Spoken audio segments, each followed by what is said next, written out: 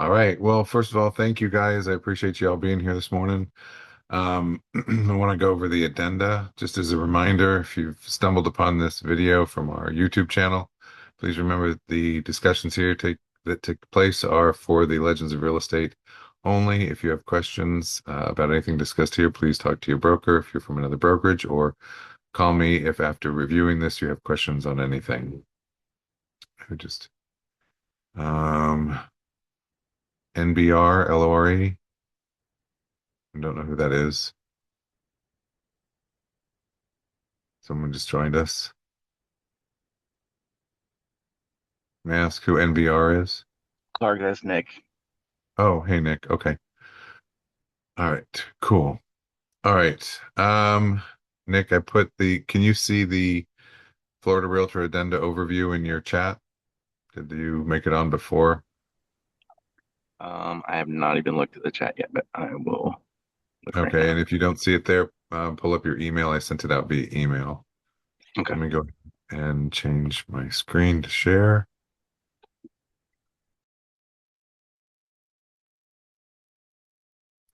All right. Okay. So with any luck, you're seeing the overview, the addenda overview. I wanted to run through the addenda, and I thought maybe this was the easiest way to do it, is just to go through the addenda the way they're outlined in the contract for sale and purchase. Just make sure we're all on the same page, see if there are any questions, maybe find out if you're having experiences with any of these, what we need to do with some of them. Some of them are very straightforward, some of them kind of cause some confusion. So whichever it is, just let me know and we'll figure it out. If you have a question as we go through these, please just shout out. I can't see the chat all the time, so I'm afraid there we go. I'll try to watch for it. Um, anyway, so first thing is the condo rider. Condo rider is pretty self-explanatory. This is required on any condominium. It outlines what the association approval process is. When you're filling this out, please make sure you go through and fill out the questions. If you're on the listing side, please make sure you go through and fill out the pieces pertinent to the seller. Things that we need to know are, does the association have a first right? Do members of the association, in other words, other condo owners, have a first right? Um, is there, especially with the milestone reports and the structural and the transition reports, are they required? Are they not required? Do they exist? We have to disclose all of those things at the onset, up front. So please make sure you go through that and know where your sellers need to acknowledge and what information you may need to get. What I will say with condos is, well, and with homeowners associations, you can ask your seller if they have a copy of the current docs, but I guarantee in most cases, unless they bought them within the last year, the docs they have are probably not fully up to date. Spend the $50, $100, contact the homeowners association, or when we're talking about condos, the condo association, get a packet of the most recent updated covenants and restrictions. Very important. Most recent updated covenants and restrictions. If you hand over something that's been given to you by the seller, and maybe the seller has received a couple of letters with updates and didn't insert them into the booklet or whatever, if you hand over a copy of the covenants and restrictions given to you by the seller, and they believe that it's the most recent, and now you hand it over and you go through the time period allotted for them to review the covenants and restrictions, and you get past that time period and the buyer finds out, or it's disclosed in any way, shape, or form to the buyer, that there has been an amendment or a change, and that change or amendment occurred prior to you handing over those covenants and restrictions, they now have a way out. So please make sure that you have the most recent and up-to-date covenants and restrictions for your condos and homeowners associations. The condo writer will identify fees. Um, it acknowledges a receipt of documents by the buyer. So once you get the seller's portion figured out, if you're working with the buyer and you receive that condo writer, then you need to go through those portions that are necessary for the buyer to acknowledge. They acknowledge they received the docs, they've had a chance to review the docs, or they want more time to review the docs. So all of those pieces are important. The condo writer was revised in October. I believe. So we should have you should be using that condo writer. All the packages are set up for the newest form. It is required on any condo. So if you're selling a condo or if you're working with the buyer using a condo, so any condo transaction. When is it recommended? It's recommended whenever you're using a condo. So yes, it's recommended. And when you're using a condo, it does have a new form, a new layout, and some new questions, especially those questions related to reports. So condo writers, really important, especially if you're selling condos or when you're selling condos or when you're purchasing a condo. Has anyone had any difficulty there that they want to bring up? Okay, gonna go on. Licensee disclosure. This is addendum AA. The licensee disclosure of personal interest in the property. So this is when a licensee, active or inactive, anybody with a Florida real estate license, inactive or active. So even if you've had experience in real estate and now your license is inactive and you're in a referral or you've let your license go, there's an obligation to acknowledge that at one time or currently you have knowledge of this industry and how this process works. So when is this required? Is it required? Yes, it's required. It's required when purchasing or selling a property by a licensee or any transaction in which you have a relationship with the buyer or seller. So you're purchasing or selling property by a licensee in any transaction, and then it's necessary for the agent to disclose when there is a personal interest or a relationship to a buyer or seller. So if you're mother, brother, sister, we recommend even going outside of that. Mother, brother, sister, go to your from your first tier to your second tier. Think about your aunts, uncles, cousins. And we recommend even when you have a close friend that is working with you to purchase a property that you should disclose you have a relationship with that individual. Why? Because it sets an advantage to you. You may handle the transaction differently. Most of us don't understand the difference between single agent and transaction broker, and often, even when acting as a transaction broker, act in the form that would be identified as a single agent. So if there's any type of relationship, especially a close relationship, one should one should disclose that, and that would be Addendum AA. Talk briefly about the homeowners association and community disclosure. That's Addendum B. This provides the homeowners association, name of the homeowners association, any fees, any association requirements. Is it required? Yes, it's required when the property is located within an HOA. Is it recommended? Yes, it's recommended when the property is located within an HOA. Please note there is a new layout. So we keep the forms updated in the forms packages. So when you're working with a buyer or a seller, make sure you're using the forms packages. We try to inactivate any of the old forms, and App Files is good about doing that. But if you should stumble upon an old form, or if you've downloaded an old form, or you've downloaded a form and you keep it on your computer so that you can use it easily at a later date, we really don't recommend that because sometimes you don't get it updated. And while in most cases that form is still considered valid, we would like you to be using the most up-to-date forms because they have the updated information and it's more clearly outlined as to what the rules and or the new rules are, or have been. Binding arbitration. Binding arbitration. So this is an agreement to resolve the disputes via arbitration if mediation is not successful, as outlined in the purchase and sale agreement. Is this a required form? No, it's not. This is, consult with the buyer or seller if they want to add this. Is it recommended? No, it's actually not because the contract pretty well outlines that arbitration is going to be the means of resolution and that we can also utilize mediation. So it just as a refresher, mediation is most often used when there's a dispute between the parties, like the buyers and the seller, or the buyer and the seller and their brokerage. You can access mediation. All boards since 2000 were required to offer mediation. Our board does offer mediation. You can contact NEFAR and talk to professional standards and ask them about the possibility of setting up a mediation. They also offer services like Ombudsman, which is a third party that comes in and kind of chats with you about what your concerns are and kind of helps direct you or at least counsel with you on what some of the options might be or boils down kind of what the issue may be. but arbitration and mediation are already offered within the contract. Sometimes addenda like this cause confusion, so we don't recommend using this.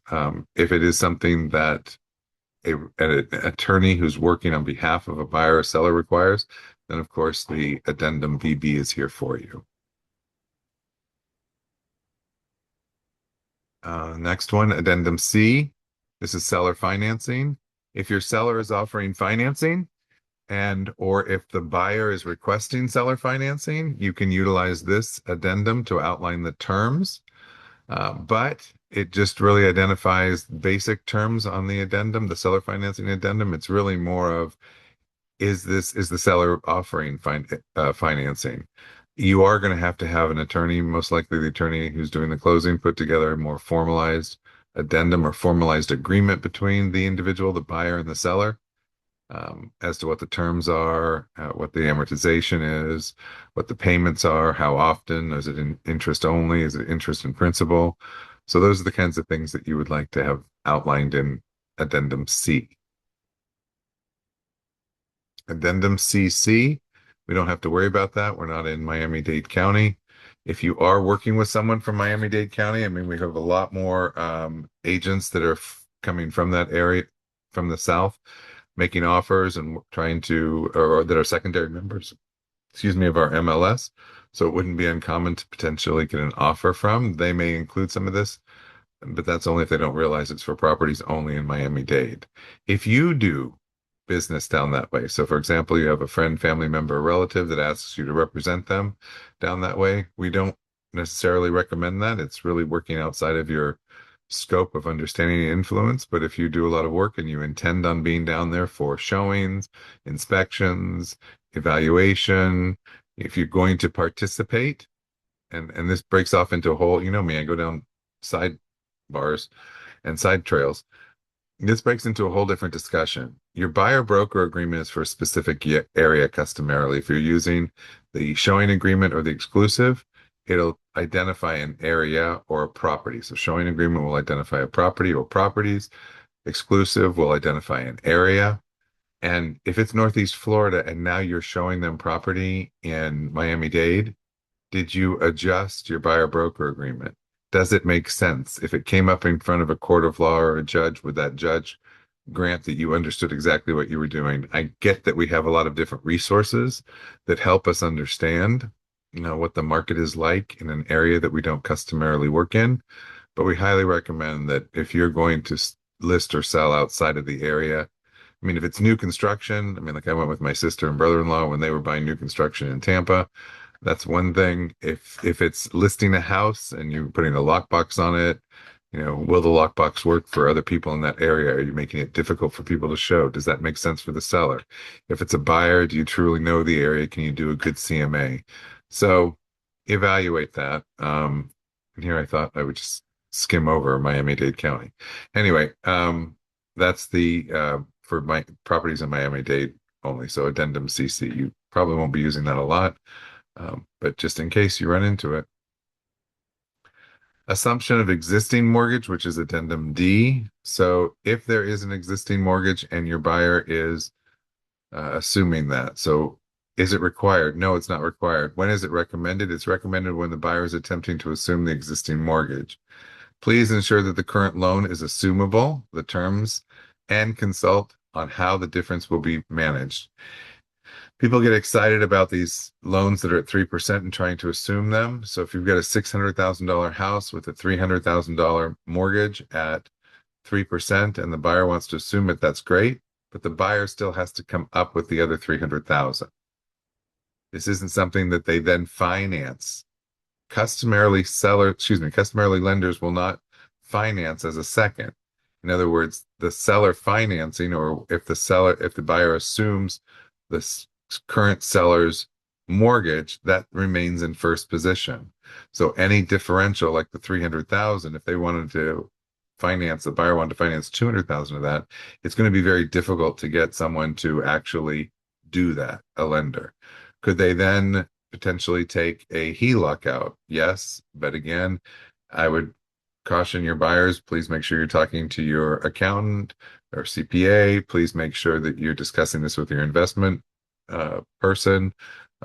Make sure they understand the ramifications of higher interest rates and how now they'll have two payments and they're going to be able to cover the two payments.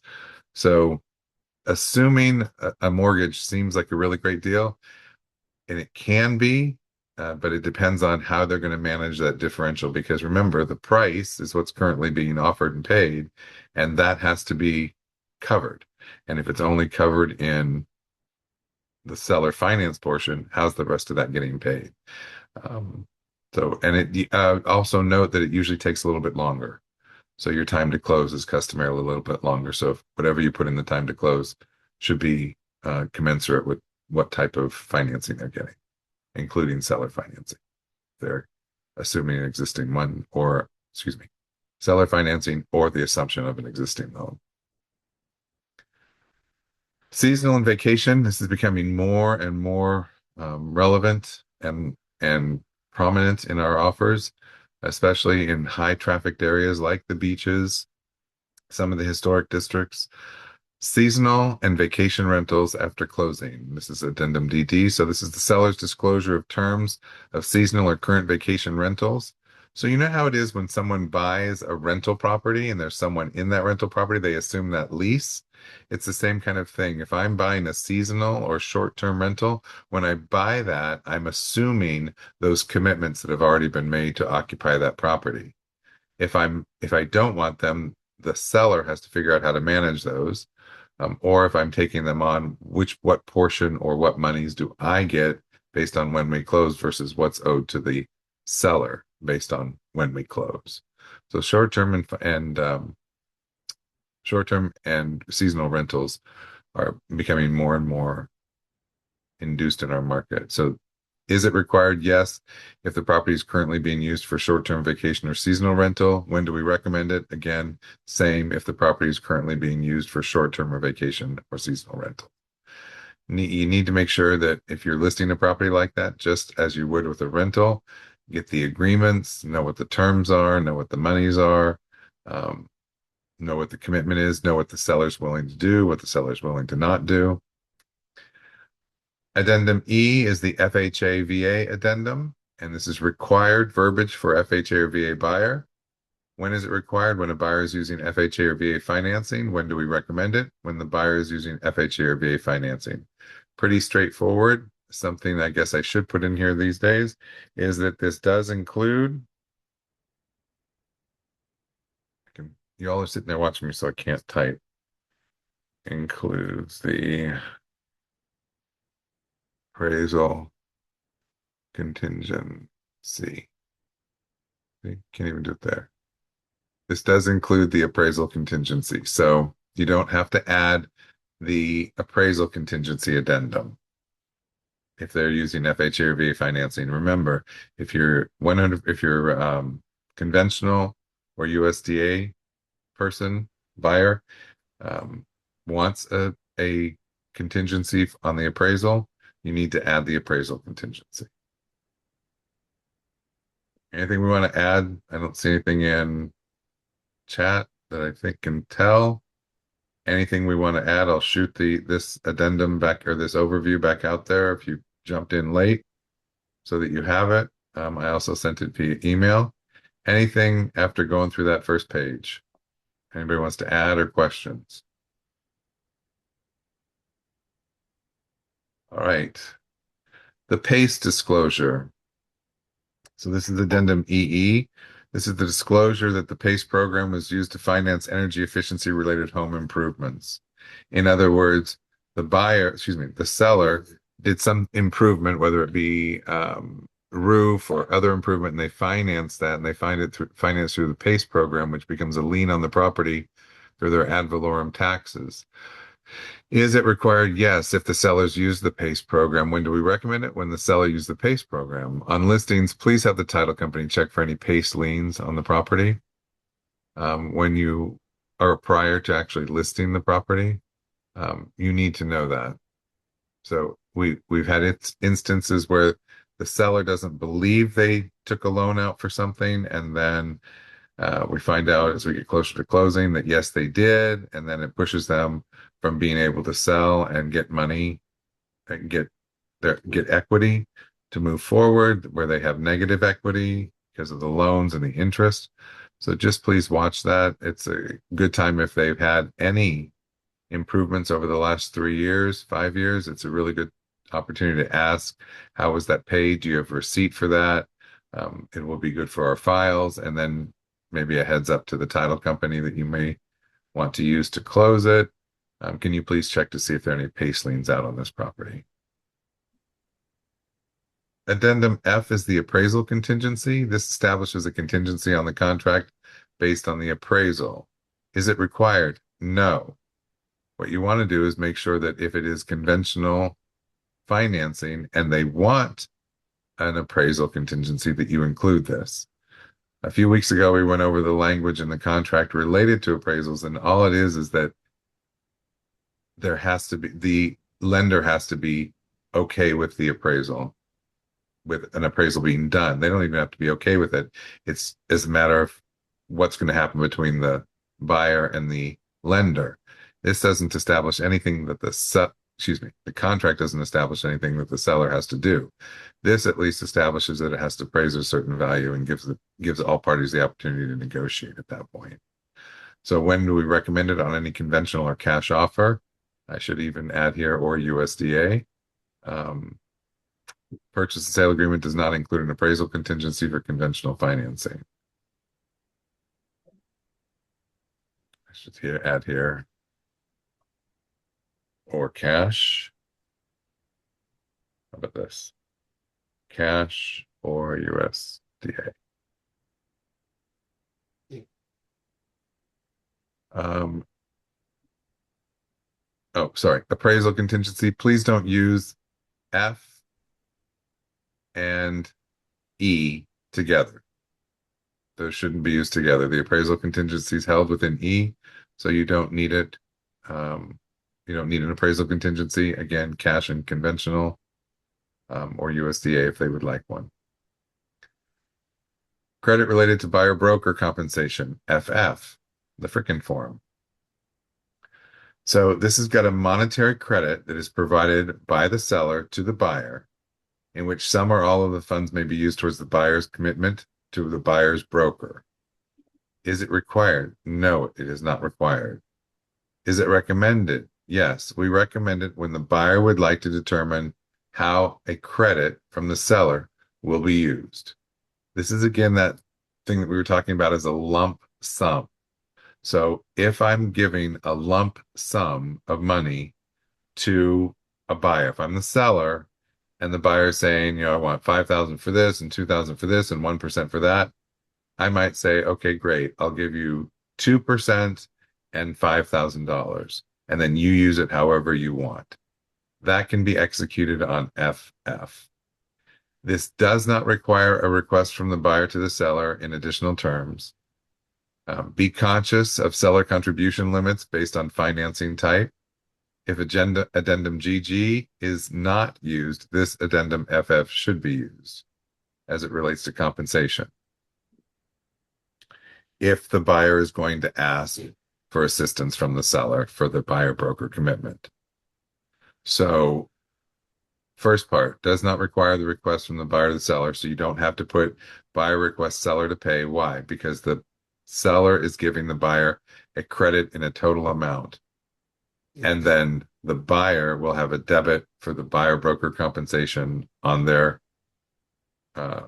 closing disclosure. So you don't need to make that request because all the buyer is doing is requesting a lump sum of money from the seller. If the addendum GG is not used, this addendum should be used when the buyer is requesting assistance. When the buyer is requesting assistance for the buyer broker compensation. I think I spelled that wrong. I did. Maybe that'll help. So I know that there's been a lot of confusion about FF and GG. So give me some thoughts. How can I help make this a little easier for you? Anybody? Hey Clark, it's Faith. So basically we don't, how you said, so we don't have to put in the other area if FF is checked and we receive this from the seller's agent, right? Correct. Okay, okay. So if you All have right. a listing, that's a great, thank you. Well, let's put it into real terms. You have a listing, a buyer makes an offer to you. They've selected FF and they've attached addendum FF. And in addendum FF, it says they're asking for 4.5%. The buyer's asking for 4.5%. And the seller's like, look, they're not asking me for compensation, and they're not asking me for X% compensation towards the buyer's broker. They're not asking me, excuse me, for monies towards but rate buy down. They just want this 4.5%, and I'm willing to give them 4.5%. In FF, it says, look, what seller, if you agree to this, some or all of the money that you agree to give to the buyer is may be used to suffice the commitment they've made to their buyer's broker. And the seller's like, I don't care. I'm giving them the 4.5%. I'm good with that. Let's move on. So you don't need the request in additional terms. The 4.5% is seen as a credit on the closing disclosure, seen as a credit from the seller to the buyer. And then on the buyer side of the transaction, that would be a debit for buyer broker compensation. Okay, I understand. Okay, got it. Okay. And if you're the working with the buyer and you're writing an offer and you use FF, you don't have to put in the statement, buyer requests seller to pay X% towards buyer broker, the Legends of Real Estate, X% of purchase price to buyer's broker, the Legends of Real Estate at closing. You don't have to put that into paragraph 20. You're saying FF, and I'm asking the buyer's asking for this lump of sum of money, and they'll figure out how they want to use it. Rate buy down, closing costs, buyer broker agreement, wherever. They decide wherever they want to use it. Got you. Thank you. Thanks for the question. Bonnie, Yes, um, hypothetical situation. I'm the listing agent, offer comes in and paragraph 20 says seller to give buyer $5,000 plus 2% compensation, but they've never checked FF. How do you, am I, when I go ahead and count, am I going to counter that with checking FF and deleting that, or what is the correct way to do it? Because not all agents understand FF and GG. And we still correct. don't either. Right. So here's the thing. I continue to go back to the agreement. The agreement wants transparency, the agreement wants Right, clarity, and the agreement wants separation.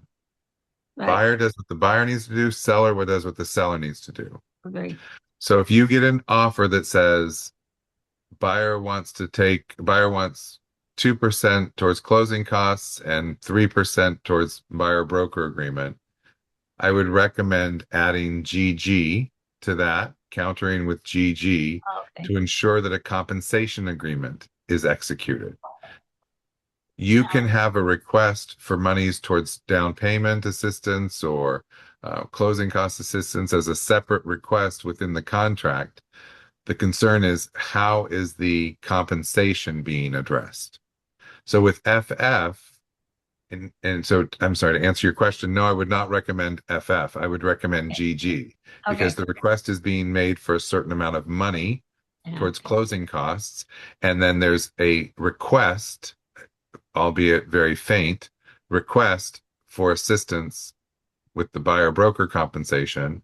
Right. And in order to ensure that there is not only agreement to what's paid, but to ensure who and how it gets paid, you would need a compensation agreement. GG ensures that we get that compensation agreement. Yeah, okay.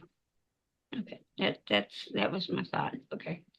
So it's not FF, use GG then. Okay. At that point, I would use GG, yes, because they're not asking for a lump sum of money. They've broken it out into two requests, and the request for assistance with closing costs, down payment, rate buy down, whatever, is one. And the second one is the compensation. The concern is how is the compensation being done and what do we Right. have to prove that we can collect it Okay, or that the buyer's broker can collect it.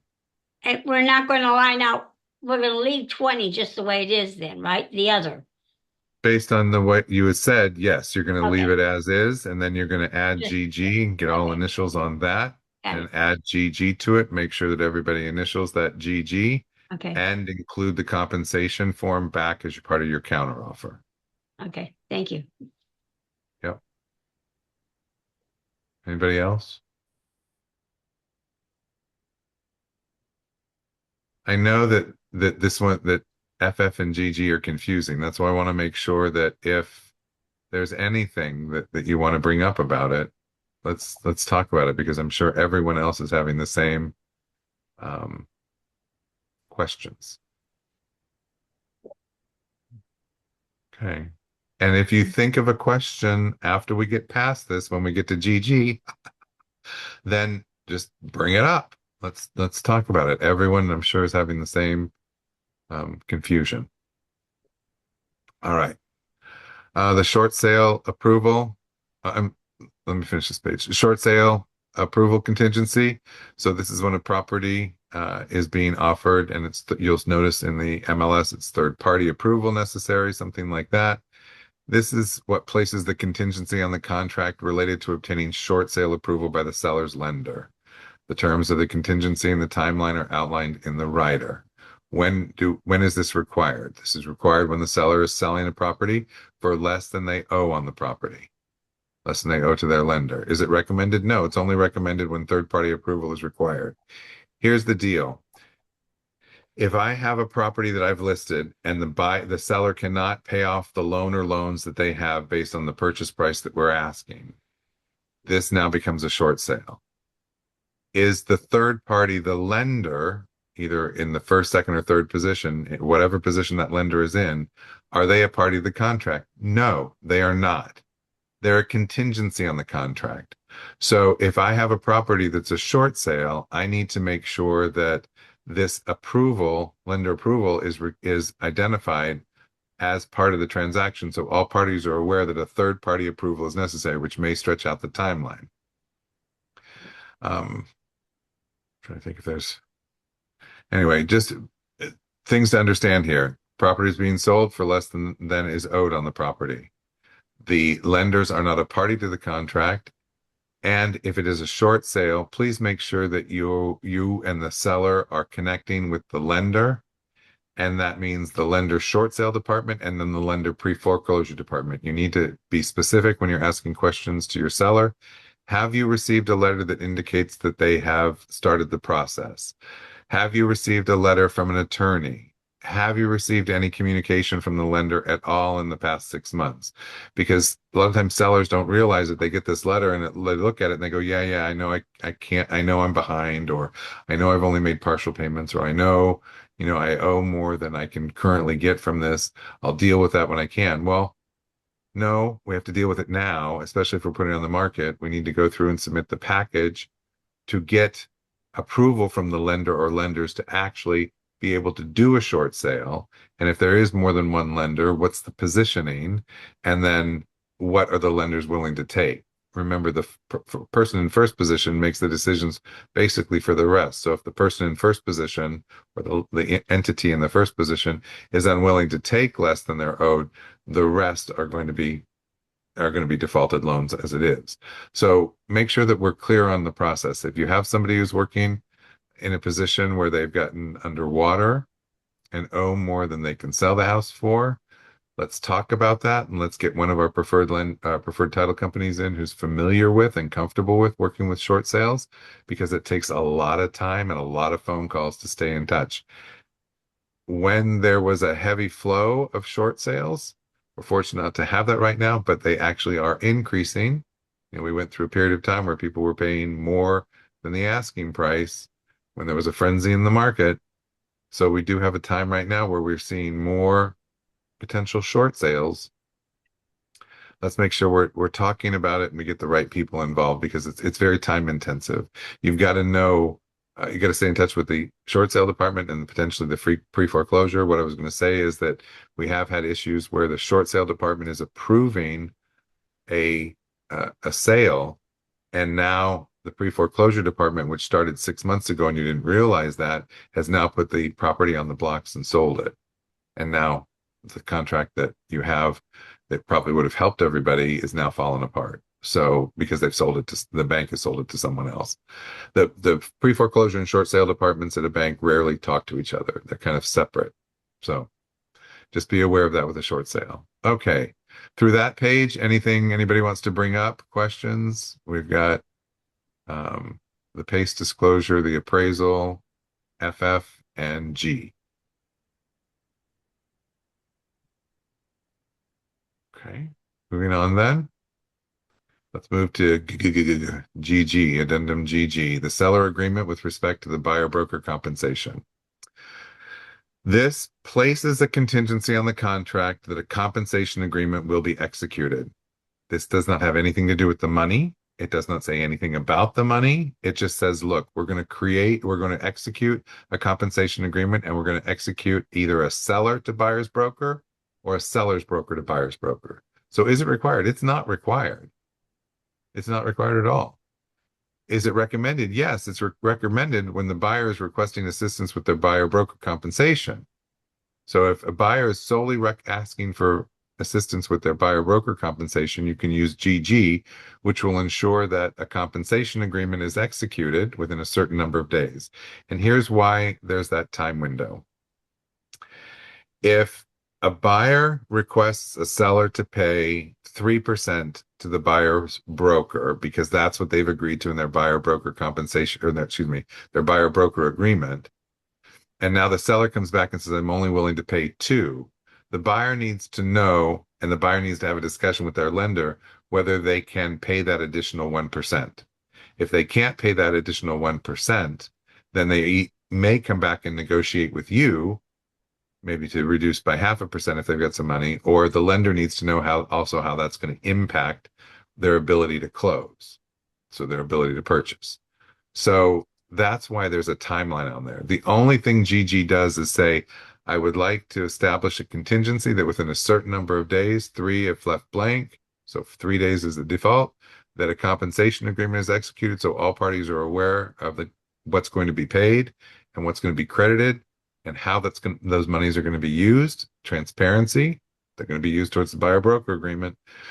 And then the buyer can make a decision on whether or not they can move forward if they're going to be paying a portion of the monies that had been committed to.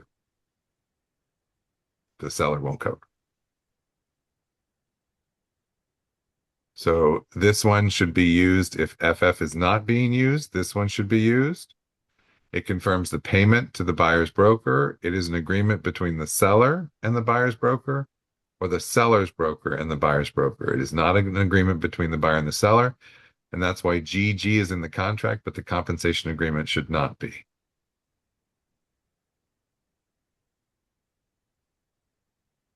Questions? Because the compensation agreement is between the seller's broker or the seller and the buyer's and the seller and the buyer's brokerage. The compensation agreement is either between the seller and the buyer's broker or the seller's broker and the buyer's broker. Got it. Those are not the parties to the contract. The parties to the contract are the buyer and the seller. So that's why the compensation agreement should not be in the contract. Thank you for clarifying. You're going to see it in there. Here's the deal. We're talking about the proper way to do things. We're talking about best practices. Not everyone is taking the time to have these discussions that you are. So you're going to see things in the contracts that may be a little prickly. Lord knows I do every day. So what we want to do is evaluate and say, what's the least path of resistance to not slow down the process. If I get an offer and it's perfect, but the compensation agreement is in paragraph 19, I'm not going to recommend a counteroffer. I'm going to recommend that the seller go ahead and get under contract. I'm not going to slow the process between the two parties to the contract just because I don't want the compensation agreement in there. So, and this is why sometimes you'll see that I'll ask you for addendum GG and you say, well, it was executed prior to the contract. So then I don't push for addendum GG unless it was identified in the contract. If it was identified in the contract, we have to have it in the file unless you remove it from the contract. Anything that's identified needs to be a part of the sales package. Anything identified in the contract needs to be a part of the package. But our goal is not to slow the process between the buyer and the seller, who are the parties to the contract. Does that make sense? Thumbs up, hearts. You suck, whatever. Response. Okay. All right. Nothing about GG, huh? Okay. If you aren't comfortable here and you think about it, all you have to do is reach out. Got it, got it. Here's the other one that seems to be causing us some confusion. Homeowners or flood insurance. So this makes the contract contingent upon the buyer securing homeowners or flood insurance at an acceptable cost. Is it required? No. When is it recommended? If there's a concern over the cost of insurance for flood or homeowners insurance. If it is not included and the cost of the insurance pushes the buyer out of range for qualifying, the lender may deny the loan. So this is not the same as the flood disclosure. The flood disclosure we've already put into our contracts for sale and purchase. So if you're writing an offer, it should already be in there. If you're receiving an offer, the flood disclosure is a separate document that is required and must be in the contract. So you would need to add it if it's not already there. That would be a case where even if everything is perfect, we still need to add the flood disclosure because it's a required document. But this homeowner's flood insurance, we have a lot of agents checking this and then putting the flood disclosure in, but not putting this addendum H in. So there's that confusion. So we may need to give grace and help people understand what this is for versus the flood disclosure itself, that 3-question document that only the seller signs. Question. Yes, ma'am. So I understand what it is and why it's used. My question is this something that was in the NEFAR contract already written in and is not anymore in the new Florida contract? I feel like that's a repeat. For some reason, it's just sticking in my head. There was some language in the NEFAR contract related to insurance, but not as specific as this, and not placing the contingency on the contract. Okay, so it's definitely something we need to consider. Okay, thank you. It is, because there is language related to insurance in the current contract, but not specific to the cost of homeowners and the need for or cost of flood insurance. Thank you for. Yeah, thanks for the question. All right, addendum I, mold inspection. This identifies the terms when a buyer elects to have a mold inspection. Can a buyer have a mold inspection? Absolutely. Can they make the contract contingent on it? Yes. Is the mold inspection addendum required? No. When is it recommended? When a buyer wants to have a mold inspection and wants to make the contract contingent on that mold inspection.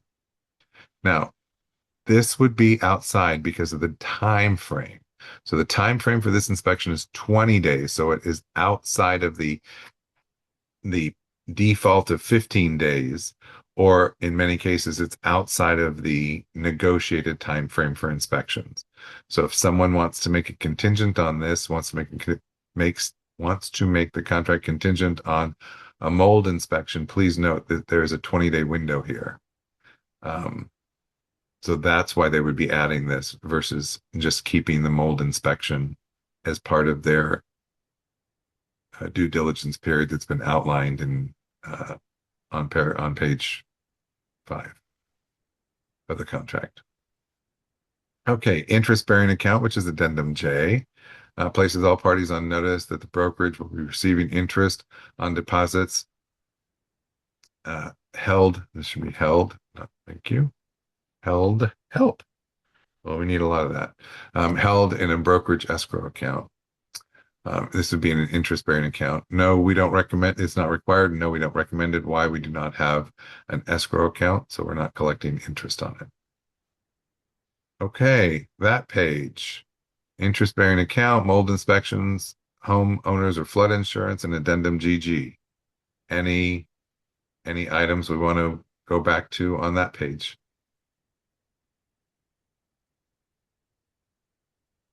Okay. Addendum K, as is. So this amends a standard residential contract for sale and purchase to an as-is offer or contract.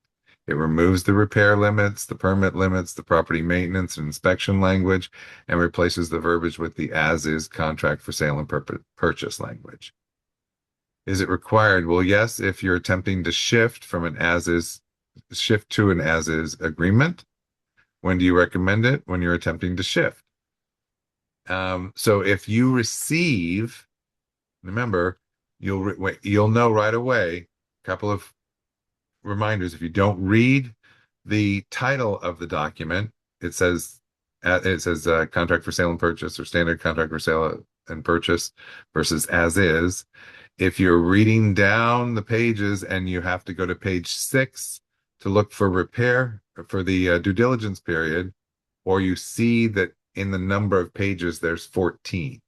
Those are your indicators that you are working with a standard, or when you get to paragraph 9 and there's different amounts. Remember, the default amount for WDO, general, and additional repairs, 3 categories, and I have the right names, is 1.5% per category. So it's a total that the seller is committing 4.5% to making repairs. So just make sure that everybody's online. Can those defaults be changed? Absolutely. They can be reduced to 1. They can be reduced to a specific amount.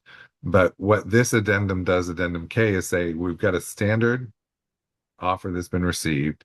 All of other offers are as is, or the seller's only interested in as is. Let's add addendum K, and that will shift this over to an as is contract. And I think that's important because as is, remember, says you, the buyer, have this many days to evaluate this property in its entirety. And if you don't like it, you can walk away. It doesn't say, and if you don't like it, it's now time to ask for repairs.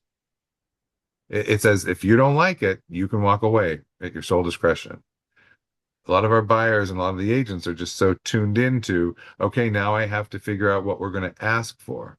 Well, you can ask, but on the as is, there is no commitment from the seller and there's no time frame for items to be done. That's why we're recommending, if you do ask and you've used the as is, you should probably use the NEFAR repair and replacement agreement, because it does fill in some timelines.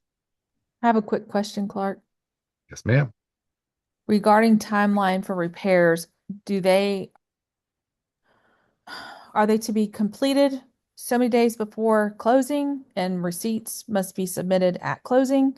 Is that why you suggested using the NEFAR repair agreement? Well, the NEFAR repair agreement doesn't even go that much into detail, but at least provides some support for when repairs should be done or how they should be done by a licensed contractor. You would need to write, if the buyer has used an as-is contract for sale and purchase and is attempting to request repairs, excuse me, then if you use the NEFAR one, there's some language in there, but you should probably be specific in that request also. Repairs to be completed at least 5 days prior to closing, receipts provided at closing. Those are things that are addressed in the standard contract, and they're loosely addressed in the NEFAR one. That's why we're recommending the NEFAR one. But the detail you gave is not what's in the NEFAR one either. It is specifically in the standard. Right. So all repairs are not required to be completed by the end of the due diligence period, I guess is what I was getting to as well. Nope. And even in the standard, they're not required to be done within the due diligence period. In the standard, I believe it's within 10 days of agreement. So the standard outlines a negotiation period and a period for when the repairs are to be completed. The NEFAR doesn't. The NEFAR repair replacement agreement doesn't say that. And there's nothing that states, there's none of the documents currently state that all the repairs have to be completed within the due diligence period, which is the inspection period. Thank you. Yeah. Thanks for bringing up the timelines, though. It's so important. I can't emphasize enough this, both the standard and as is Florida Realtor contracts have about 28 or 29 places where the words in writing or written are used. So what that means is that you have an obligation, whether you're working with the buyer or the seller, to ensure that the steps that they take in writing, if required, go back to the other side. Like, for example, if the buyer doesn't in writing confirm loan approval within 3 days of the loan approval period, the seller can say, I'm out, and keep the binder and move on to another offer. So we have an obligation in writing to notify, if we're working with the buyer, notify the listing side or the selling side, depending on how you look at it, that loan approval has been achieved. So please watch that. The timelines are so important. And in an as-is contract, standard as-is contract for sale and purchase, the due diligence period is the due diligence period. If I make requests for repairs during that period and we don't have agreement before the end of the due diligence period, can we still negotiate repairs? Sure. But the obligation for the seller to keep the buyer is much less when now we're outside of the due diligence period that allows them to get their binder back at their sole discretion. We're outside of that. So does that change the seller's mindset? It could change the seller's mindset. Clark, Yes. you mentioned about the due diligence on the on loan approval. Okay, the timing on the loan approval. Okay, Sure. point is, yes, they say the buyer will say I have loan approval with contingencies. Now, that's not loan approval in my, okay, that's me, okay? That's Mhm. with contingencies doesn't mean it's a drop dead go. So how do you define that? Well, and it's not defined in the contract. No. It's not defined in that whether loan approval is with contingencies, without, or clear to close. So you can have loan approval with contingencies, loan approval without contingencies, and then loan approval clear to close. So I would believe in most cases that we're talking reasonable items. Anything, for example, if the buyer has been fully approved and the only contingency is an appraisal, and it's not that the appraisal didn't come in, it's the repairs that were required by the appraisal, I would probably consider that loan approval. But the only way to really define that is to ensure that all parties agree to what that means. And that would have to be written in Okay. because it's currently only stated as loan approval. Okay, so when they say with contingencies, they still have actually complied with the contract, period. Yes. Mhm. Okay, all right, thank you. Yep. Unless otherwise stated, yes. All right, right to inspect and right to cancel. This alters the terms of the inspections, and the right to terminate is set forth in the residential contract for sale and purchase. Is it required? No. Do we recommend it? No. Why? Some of these addenda cause confusion within the contract, and this is one of those that can. It's not available with an as-is contract. You'll notice that.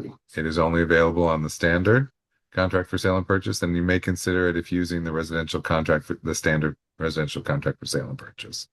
But the right to inspect is already outlined. That's your due diligence period.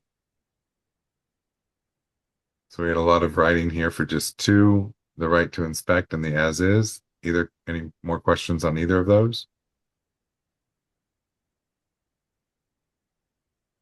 Okay. Defective drywall, not used as much anymore, but this is addendum M, and it gives the buyer the right to inspect for any defective drywall on the premises. It gives the seller the opportunity to disclose knowledge of any defective drywall. Is it required? No. Is it recommended? Yes. When the buyer is concerned about any defective drywall, this was we used to be identified as the Chinese drywall in that heavy building period. Excuse me. When a lot of new construction was being done and we were pulling drywall from other locations and it got wet during transport. So it can potentially establish a different time frame. So you need to know if this is being used and how it impacts the due diligence period. And if it extends it out, um, if it could potentially extend out the due diligence, not the due diligence period, but at a specific inspection. The coastal construction control line, this is really used on oceanfront properties. So notice is required for properties located on the beach. When is it required? It's required when the property is located on the beach. When do we recommend it? Well, when the property is located on the beach. Same form, slightly different format as we moved over to Florida Realtors forms. This has not been altered in any way recently, but I would make sure that you're using the most up-to-date form. If you are working with a property that has beachfront or is beachfront, it's important to note the coastal construction control line because building can only occur away from the ocean on that coastal construction control line. It depends on what's there, what's grandfathered in, but it is important to know what that is. This includes any condominiums that are located on the beach. We need the coastal construction control line addendum for those also. Insulation disclosure for new residences. So the disclosure and the details of the insulation that were installed or to be installed on new construction. This is customarily used, or excuse me, identified within the builder contract if the builder is using their own contract. Is it required? No. When is it recommended? When you're using a new construction or when your buyer is buying new construction, just make sure that it's included in the contract itself, the identification of the level of insulation, the R level of insulation that's being used on the property. And that's addendum O. Again, most often this information is already included in the contract. Where this sometimes comes up is when a builder is now moved on from a development and they're now listing a property with a licensed real estate professional and a brokerage. And sometimes you may need to add this at that point if they aren't continuing to use their builder contract. Lead-based paint disclosure. This one shouldn't be a surprise to anyone. It's required on any property built before 1978. Yes, it's required when the property was built before 1978, and we recommend it when the property was built before 1978. Same form, slightly different format. Here's what I'm seeing a lot in this lead-based paint disclosure, which is addendum P. The seller is not answering both questions on the first part. They need to identify both answers to both questions on the first part when they list the property. You as a listing agent need to sign. You as a listing agent need to acknowledge what the statement that's in there. And then when the buyer picks it up, they're not initialing. Now, there's 3 sections that the buyer is supposed to initial in, but read those. The first one, if they haven't received anything, they wouldn't initial it. So read those. They don't have to initial all 3. There are 2 that they have to initial, 3 if the option was given. But lead-based paint disclosure is required. The thing that comes along with this is the lead-based paint brochure. Give it to your sellers, give it to your buyers. That's why we require it be part of the checklist in the file. All you have to do is send it through app files, and that way we know it was there, and you just submit the brochure to the checklist. I understand that there's nothing for them to sign or initial. If you would like to add initials or signatures, please feel free to do so on the brochure. It doesn't change the authenticity or the commitment of the brochure. So you're welcome to do that and then submit it with those initials or signatures if you would like. All right, lead-based paint, insulation, coastal construction, and defective drywall. Any questions or feedback? All right. Moving on, addendum Q, housing for older persons. No comments, please. This is a disclosure that the property is intended for or will be intended for individuals over 55 or 62. So there are 2 different categories: over 65, over 55 and over 62. Yeah. Okay. How do you get dirty when he's doing the work? I'm digging up weeds and stuff. I was just doing some yard I don't know, work. Michelle. You're- Guess we're gonna go ahead. All right, there we go. Um, is it recommended? Yes, if the buyer would like, oops, sorry. When is it recommended? Yes, if it's an age-restricted community. When's it required if it's an age-restricted community? Um, Communities should be identified in MLS. This may include single-family residents in neighborhoods where the residence is being used as a care facility. So if it's a care facility for specific individuals in a non age restricted community, you would need this also.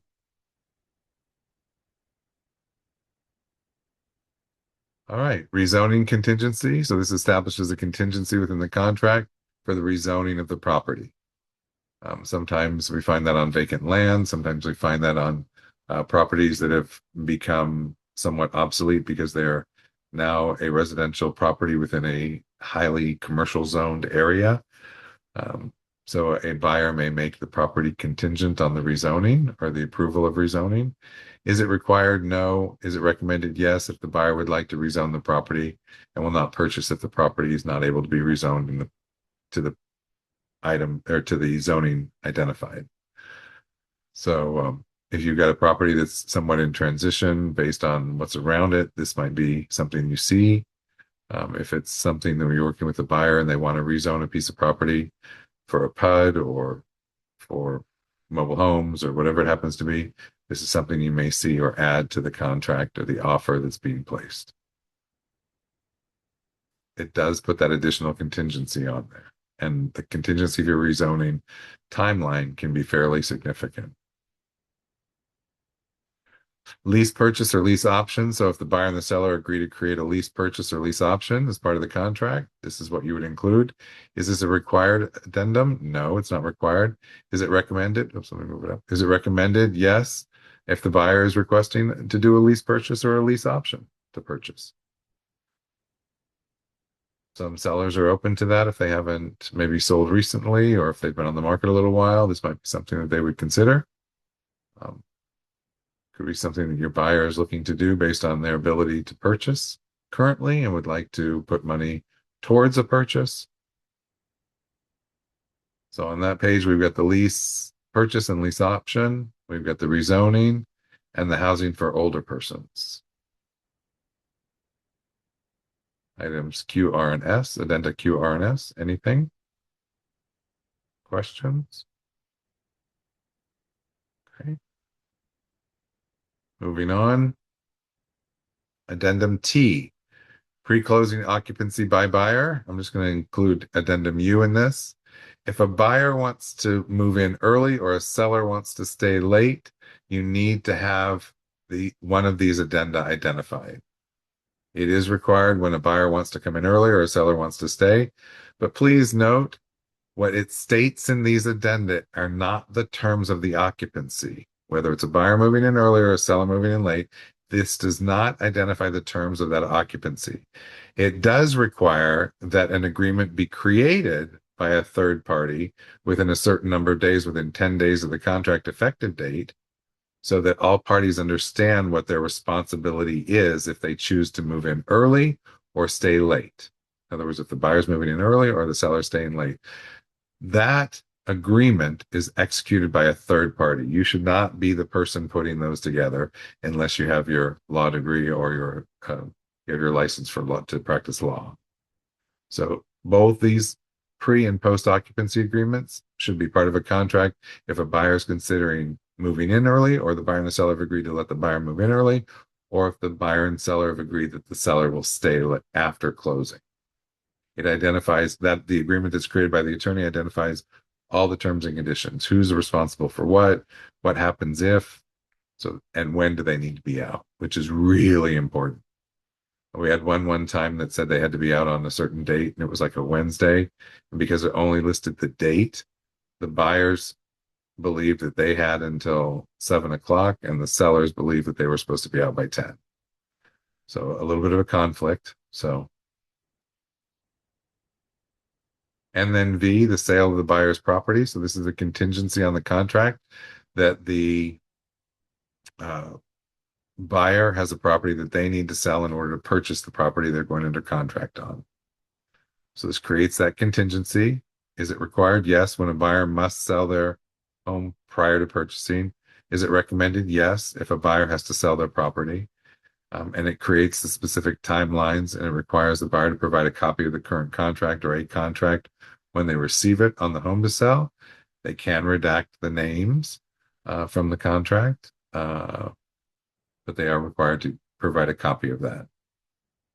So if you have a buyer who has to sell something, you need to discuss this with them. Do they want it? Do they not want it? What's the jeopardy if they don't include it? So again, the sale of the buyer's property places that contingency on the contract. Can this be used in connection with the kickout clause? Yes, it can.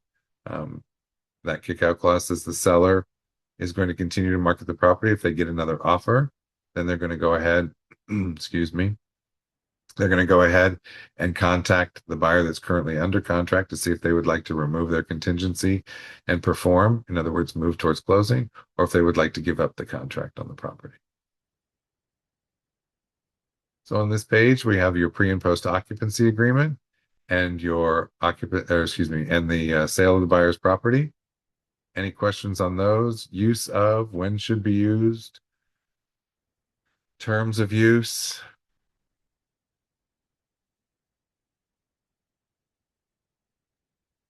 Okay.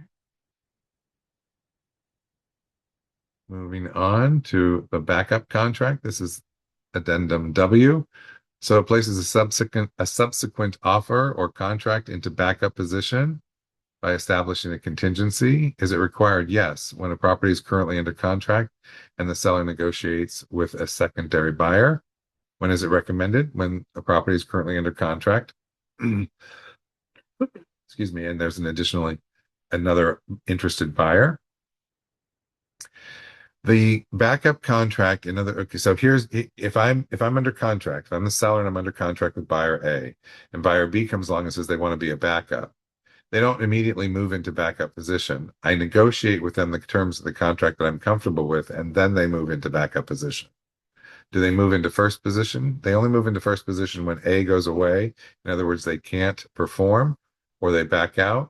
And now the buyer B moves into first position instead of buyer A.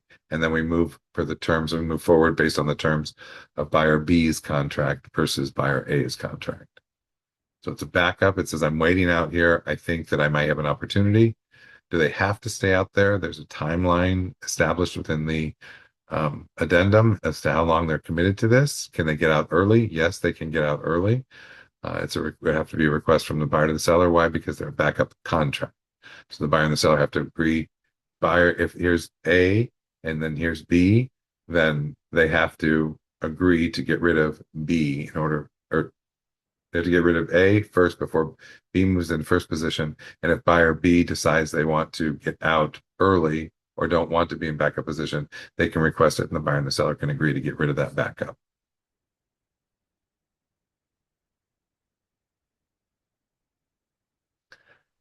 Addendum X, which is the kickout clause. The kickout clause is that clause that allows a seller to continue to market a property even though they're under contract. They continue to market a property.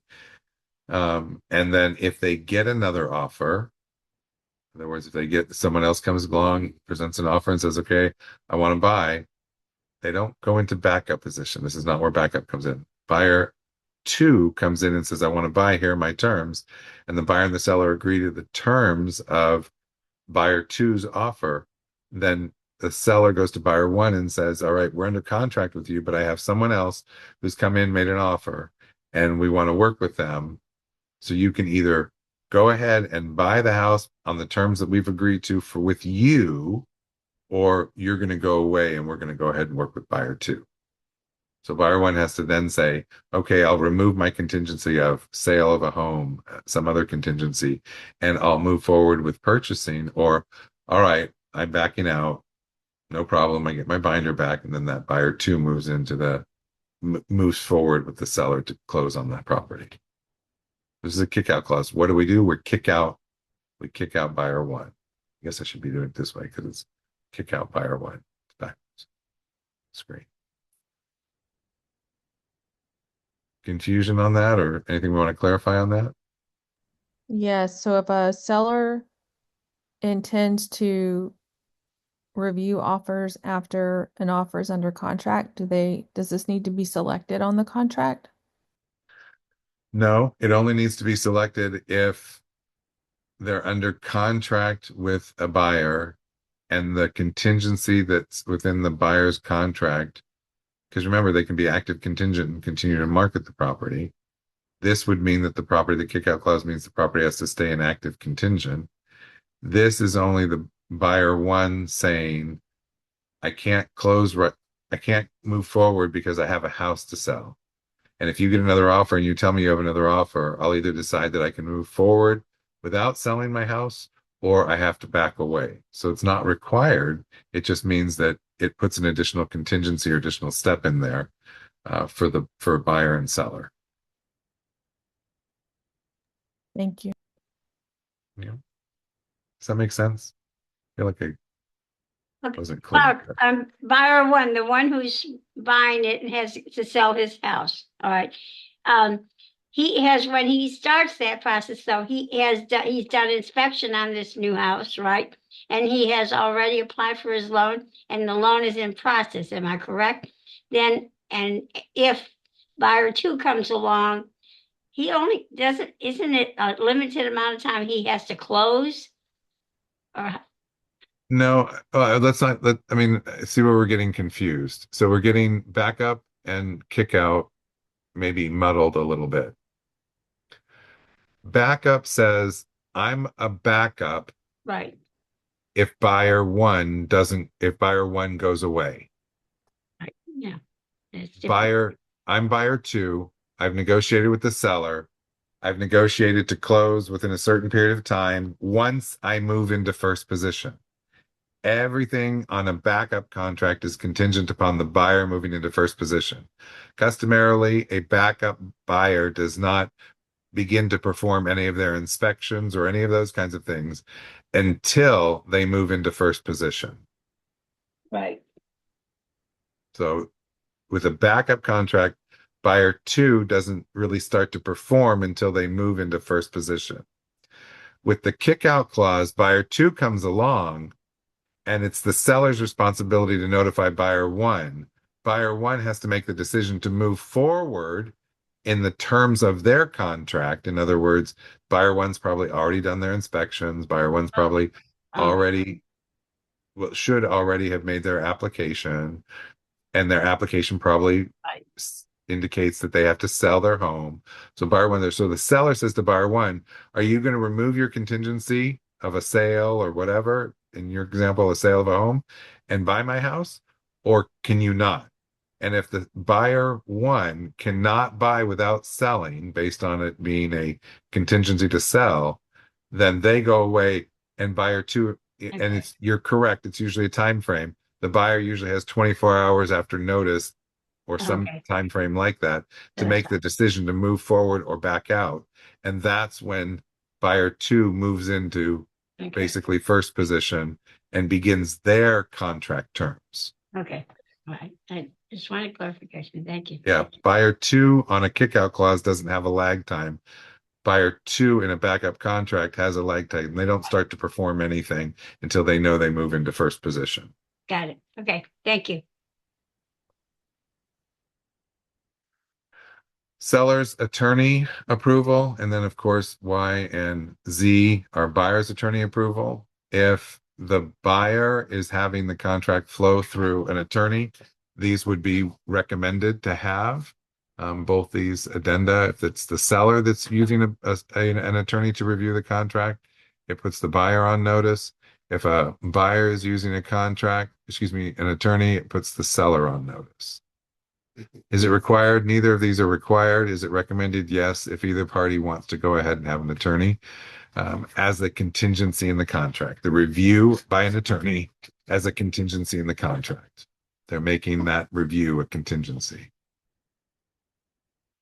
So I spilled over on this page, but we've got the backup, the kick-out clause, and the buyer and the seller attorney approval. Anything we want to throw out or throw up from those? Okay. Additional forms.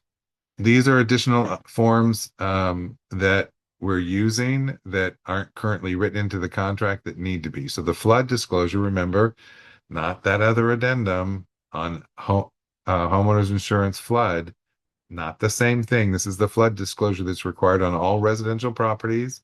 It is required. We do recommend it. And it's the disclosure from the seller. The buyer does not sign, but the buyer's initials go down at the bottom of the page once the buyer has received this disclosure. The CDD disclosure is required on all properties where the property is located within a community that has a CDD. So it is required on all of those. These both go in the contract. And the third one is the compensation agreement, which confirms that the seller or the seller's broker will be contributing to buyer's obligation outlined in the buyer broker agreement. It is required if addendum GG is used. We do recommend it if a buyer is requesting assistance with their buyer broker compensation and when it's being used with GG. And it suffices this suffices the contingency placed on the contract when using addendum GG. Remember, this is what addendum GG, the contingency, the execution of this agreement is the contingency that addendum GG places on the contract. It clarifies if compensation will come from the seller or the seller's broker. It is an agreement between the buyer's broker and either the seller or the seller's broker, and it should not appear on the contract. So these are three forms that these two need to appear on the contract. This one does not. All three are required in some way, shape, or form if you're using GG, but these are required if they exist. Excuse me. All residential properties and if it exists, if the property is within a community that has a CDD.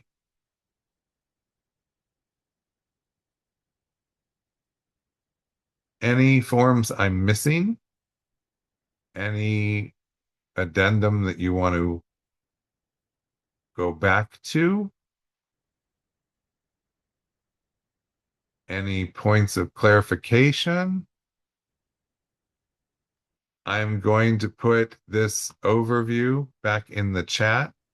So if you go into the chat, if it wasn't there when you jumped online and you want it, I'll put it into the chat so you can download it.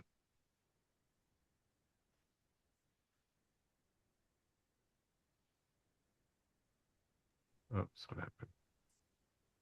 Clark, Yes. I have a question. Okay. I recently had a buyer agent call me over the weekend. She had a customer or buyer sign the buyer broker agreement for 7 days, right? She showed the house. It's one of the houses I have listed. So she showed the house to showed like 11 houses. So the house went under contract, but not with her. So she called me up and wanted to know, first of all, she wanted to know who the buyer was. And I told her I couldn't disclose that. And she felt that she was entitled to the commission or compensation off of that agreement. But when I asked her the time frame of it, it's not in the time frame of when it went under contract with the offer. So I don't know. I don't believe she has any right to any type of compensation, correct? Even though she showed it first to the same buyer that's under contract. So she showed. But she only did it for 7 days. The buyer broker agreement was just 7 days that she showed the property for. Okay, well, But I don't know what buyer broker agreement she used. If she used the showing agreement or the exclusive, there's a term in there that they would be entitled to compensation if the buyer bought the property that she showed them within a certain number of days of the expiration of the agreement. Um, so if it were either of those two, she may be entitled to compensation, not from us, but from the buyer. If it was the property pre-touring agreement, I don't believe that term is outlined in there, so that she wouldn't be entitled to it. Once that property pre-touring agreement expires, it expires. Right. But these aren't so did the buyer that she showed the property to, they used another brokerage to buy Yes. the property? Yeah. Okay. Yeah. Well, as long as they even if they canceled their previous listing agreement, their previous buyer broker agreement, or if it expired, if there's a term in the buyer broker agreement that indicates that the buyer's broker is entitled to compensation for any property shown for a certain period of time, even after the expiration of that agreement, the buyer could potentially be responsible for paying the buyer's broker, but that's not our responsibility. Remember, everything's separate. The buyer Right. is responsible for their stuff, the seller is responsible for their stuff. If the buyer is committed to two brokerages, then that's between the buyer and the brokerages that they've committed to. Right. Well, then she should really pursue the brokerage of who. I don't know. I don't know what the time frame is. I don't know what she had signed. I don't All know. she told me was the 7 days, and I guess it had expired. It was past the time that we went under contract. Well, But but it is the same. most people use the property pre-touring agreement for something short like that. And that I don't believe even holds a time frame for after. But Okay. Yeah, I've had some odd scenarios because I had a showing on a townhome, and this girl only had she had one buyer that she was showing it for. And then the buyer went to some other realtors too. This is a different listing I have. So I guess they can bounce around. These buyers are bouncing around with different um, compensation agreements for different realtors, which I thought, and yeah, buyers can do that. Buyers can do yeah, whatever they want. That's not our yeah, concern. If it's our listing, that's not our concern. Our concern is yeah, are our buyers jumping around. right, So if a if a buyer wants to go to talk to multiple realtors, they can talk to multiple realtors. If yeah, you have a showing agreement that says that you're responsible to show them 123 Main Street and 124 Oak Street, then those are the only two properties that you're entitled to get compensation on. If you have an exclusive, you're entitled to get compensation on anything that they show. We don't recommend the property pre-touring. We have had a couple of agents that put property pre-touring agreements together for more than 7 days, which we do not recommend. They're much more difficult to enforce, and they don't have all the same caveats within them. It does not have all the same caveats that the showing agreement and exclusive have to protect you and us. So that's why we don't recommend it for more than 7 days. A property pre-touring is really, I've never met this person. I kind of, let's see if we're going to work together or if we're not going to work together or what kind of people we're working with here, right. or the people who bounce around a lot. Okay. Yeah, I've been subject to that a lot. Different agents are just doing like one piece of property. Or I don't like to work that way when I'm working with the buyer. I like the exclusive. You put the time and energy into it. The exclusive is really the way to go. Sure.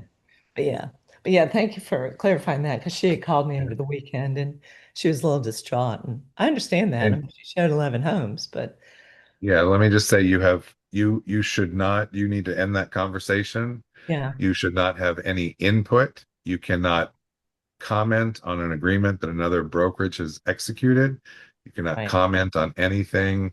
The only thing you can say is the offer was presented by another brokerage. right, That's all you can say. The offer was presented by another brokerage. right. You'll need to contact your broker. Right. No, I haven't had any more contact with her, but I wasn't going to give her names of Oh, anybody. no. Nothing. No, no, no, no, I no, don't no. disclose You anything. can't Nothing disclose is terms of a disclosed. contract. You can No, disclose terms of an offer, but you no. should never disclose the buyer's or seller's names. Right, right. No.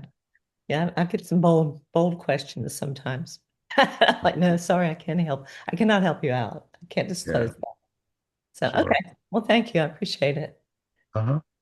Anybody else? General question about the addenda, an addendum you want me to go back to?